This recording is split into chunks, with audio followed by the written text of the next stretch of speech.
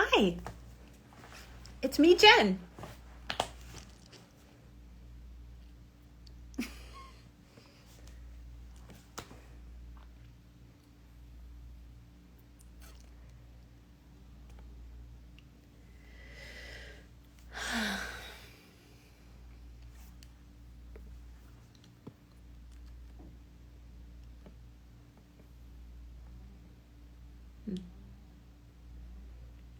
You know, it's great. Politics.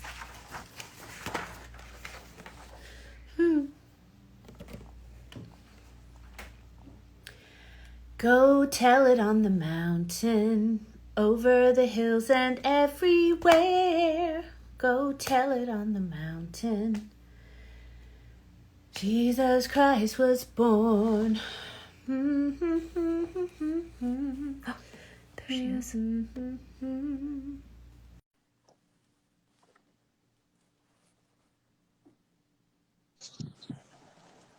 There. Hello. So I'm sorry to be late. I'm in North Carolina at Fayetteville State University and speaking, and my teleprompter fell to the ground and the glass broke all over. So they had to clean it up so I could speak. So, Yeah. these are You would have laughed your head off if you had seen me just like woo, woo, woo. But you know what? I should have checked before I went live and made sure. I know how busy you are. I know how crazy your days are. Thank you for being here. Well, thanks for doing this. I think everybody's days are crazy anymore. I know, right? I mean, everyone's days are crazy, and then your days have a little extra wackadoo in them. I think for the next 28 days. You said it, not me. Yes, I did. So, I mean, not at the risk of repeating myself, which I'll do an abbreviated introduction. But I just wanted to say that I think it's important that people realize that, I think it's easy to just be uncomfortable talking politics or feeling like a celebrity is endorsing a candidate and what do they even know? But I actually know you and we have worked together and we are friends and it is important to talk about. And I am so proud to get the chance to have had the chance to work with you, to have the chance to dream of Vice President Biden and you in the White House where kids come first, where honor and decency reign. Yes.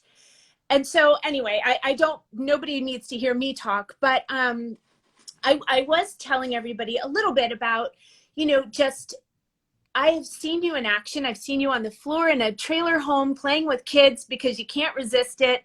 I've seen you leading meetings, talking about really actionable, smart ways to help kids in the United States and around the world and know how important, just how vital that is to who you are. And I have seen as a teacher, you putting your relationship with your students above all else, because you really do see that as a sacred pact. I know that our Save the Children board meetings were scheduled around your classes, because no way were you going to miss a class. You had made that promise to them. Right.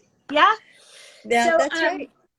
That's all I really needed ever to know. You don't even know how much we as a board, which is made up of Republicans, Democrats, Independents, just how much we respected you as our leader and appreciated you coming in. Well, I certainly respect your commitment to children and you've been telling America for years now about the importance of early childhood education, 0 to 3, and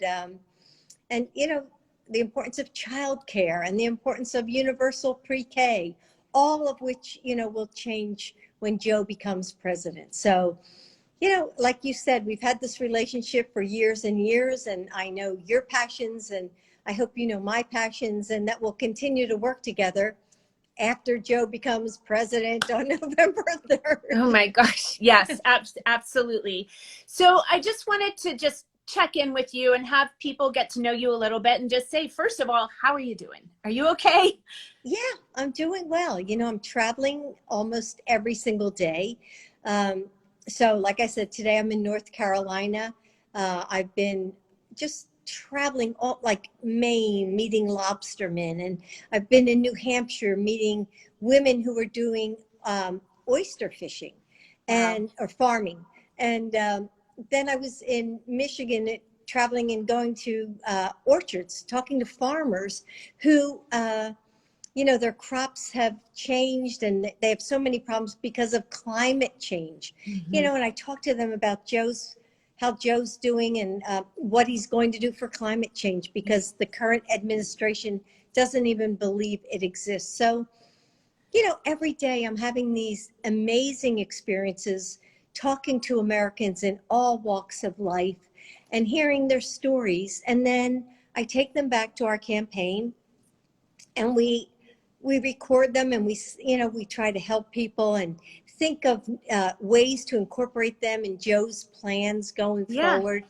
So It's a I'm gift, isn't it, to get to meet people all it's over the amazing. country?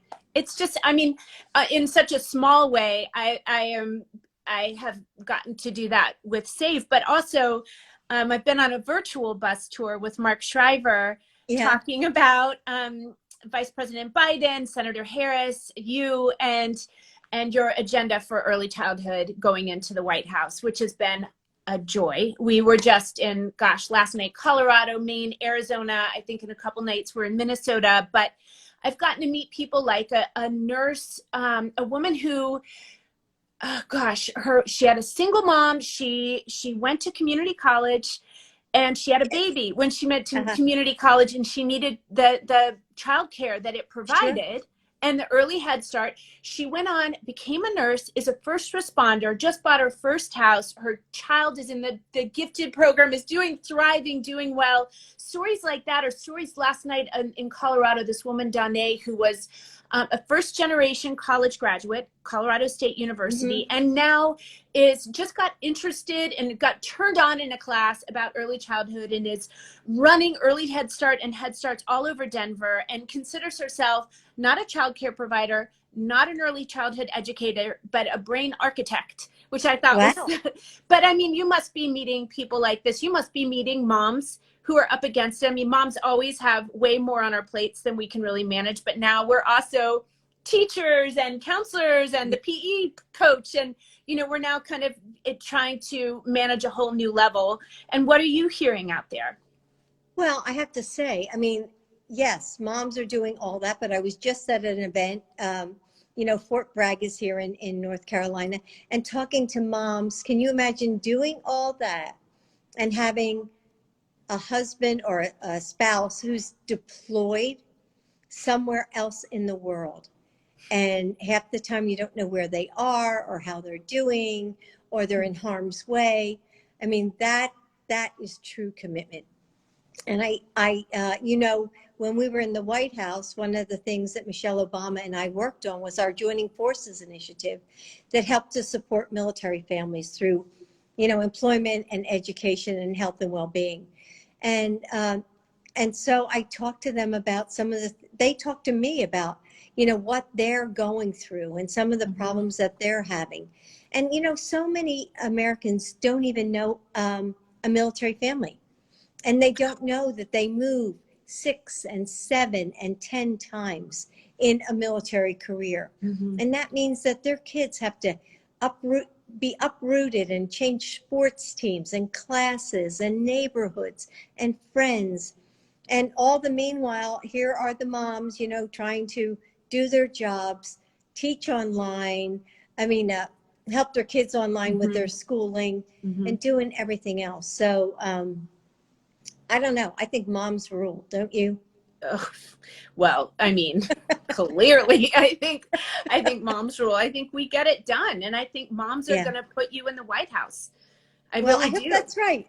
I Yeah. hope that's right, because I think, we're all just trying to balance our families, take care of our families, which are so important to us. And in this pandemic, we've seen so much chaos and confusion, and we just need calm, Yeah. steadiness, Yes. a path forward, a plan forward. Mm-hmm. And, I can't wait for everybody to sort of take that deep breath on November Yes. 3rd and feel hope again. Yes. I think Yes. that's just what everybody's waiting for. We're so desperate for leadership. We Yes. really are. Yeah. Well, I know that should Vice President Biden be elected, that COVID, there was, all of that, just getting America back on its feet will be his top priority. And I'm just interested in, other than early childhood education and working with me, what will I'm kidding, but I'm not. But what will your priority be? What are you interested? I know obviously military families is always, Yeah. but you're a military family. That's right. Yeah, because my dad was Navy. Mm-hmm. He fought in World War II, and our son Bo was Delaware Army National Guard. He was in Mm-hmm. Iraq. So absolutely military families. I'm going to pick up joining forces November 4th. I mean, we'll just be relaunch. Yeah. And Great. of course, education. I've been a teacher for 36 years, and I see how important it is for everybody. I mean, and I'm fighting for free community college, which is Mm-hmm. really important to me as a Mm-hmm. community college professor. And Mm-hmm. I love Joe's education plan. I mean, I just went through everything with a fine-tooth comb to, make sure it was just perfect. And then Jen, our son, we lost our son Bo to cancer. And, cancer isn't a Republican issue. It's not a Democratic issue. It's a human American issue. And I think almost every family in America has been touched by cancer. Oh, yeah. And we have to change the face of cancer as we know it. Mm-hmm. And so win or lose, I will continue on that mission. So that's Do you mind very if I important. say one thing? I'm so sorry that you lost your son. I can't. But in traveling the country, one of the things that Mark Shriver and I do is we go state to state, and we work, in states, and we've met so many attorney generals in Republican-led states, Democrat-led states, and there is a universal respect and love for Beau Biden out there. Oh, thank you. Thanks for saying that. It just comes up over and over again, and thank you, and with a full heart, I thank you for that. Well, those are certainly initiatives that we would all be thrilled. I mean, for me, knowing what kind of leader you are, I know the difference that you can make in these areas. And I know how much our military families must feel lifted up and supported by you. And it makes me just even more eager and excited at the thought of that. Now, as I'm sitting here and I have kids, like I'm sure a couple of them probably lined up outside my office door waiting to get in because they have been barred. They have met you before and said hello over Zoom, but that is but I'm just wondering if you have any, just for funsies, as an educator, do you have any tips for moms who are homeschooling right now? Is there any do you have any ideas for us? Well, I'm an English teacher, so and I teach writing. So I think it's important during this time for kids to journal about their experience, to reflect on, how did this change them? What did they learn about themselves? And it doesn't necessarily have to be writing. It can be through artwork. It can be through video, whatever they decide to do. But hopefully we will be out of this soon and get this pandemic under control. Mm-hmm. But for them to remember in 5 years from now, for them to look back at themselves, wearing masks, mm-hmm. and how did this change their lives? What mm-hmm. did this make them think about? Because now it seems like everybody is, even little kids are so aware of what's going on in the world through social media. And I think our kids are impressive with what they are concerned about. Certainly climate change, and certainly guns in schools, and mm-hmm. certainly education. And they see the kids in their classes, and those that have laptops and those that don't. I mean, they see the inequities, and mm-hmm. And they see the racial injustice in this country.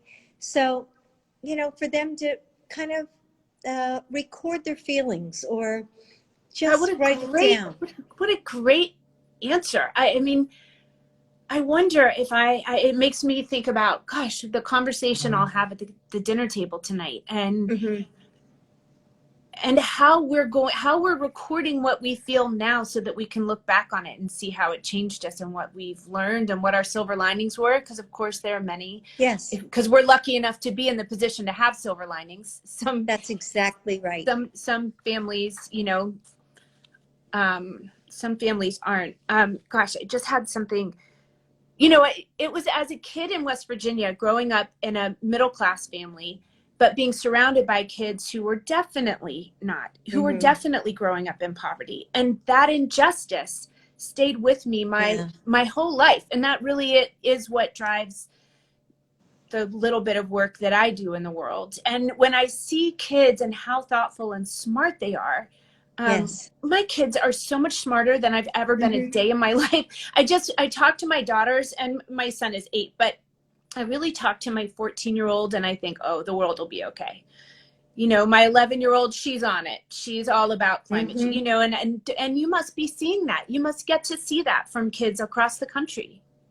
I just was in Michigan, and I helped pack boxes, and we were at a community center, and people were so food insecure. And so we were packing boxes with fresh peaches and watermelons and eggplant and macaroni and cheese, but mostly fresh vegetables. And the lines, Jen, there were hundreds of cars in line, hundreds of cars. Wow. Coming for just a box of food. Yeah. And a lot of people in America don't realize how many kids, they used to get their meals at school. Right. But now 30 million kids. Yeah. Now they don't have food. And yes, the schools are stepping up. The churches are definitely stepping up. But it's a major problem in this country. And it's something that we really need to work on, because we don't expect that here in America, our children are going hungry, that they open the refrigerator and they see nothing. And that's hard to believe. I mean, I'm sure that's hard. You and I are so fortunate, but there's so many kids. And I saw those children in those cars, and it's heartbreaking. It just makes you want to get to work. Well, listen, I know you need to get on the road, and we want you working, but we just want to know, for me, how can anyone in this community just be helpful over the next 28 days? What can we do to get people fired up and to get them and just to help you be victorious? Well, everybody has to go to iwillvote.com and find out if they're registered. Okay. Yes. Find out if they're registered and, where to go to vote. And then they have to make a plan. They can't wait until Election Day. They have to make a plan right now. And every state is different as to when you can early vote or when the end of voting occurs. And I was in Florida yesterday, and it was the last state to register to vote. So every state's different. So you need to find out about your state where you live, and then make a plan, and then volunteer for our campaign. I mean, it's so important. So you can go to joebiden.com and help. Volunteer. I've met incredible volunteers every night on our bus tour. People are volunteering and showing up, and they feel empowered by it, and they feel energized by it, and they feel you can tell there's so much passion there. There's so much passion for your leadership and for your husband's leadership, and Senator Harris as well. Well, I'm going to let you go, although I could talk to you all day, and it's much more fun being here with you than without you. So thank you. Thanks, Jill. I really appreciate thanks, it. Jen. Go get them. I will definitely vote. Go get them, and thank you. We're here for you. Thank you. I know you are. Thanks. Okay. Bye. Bye-bye.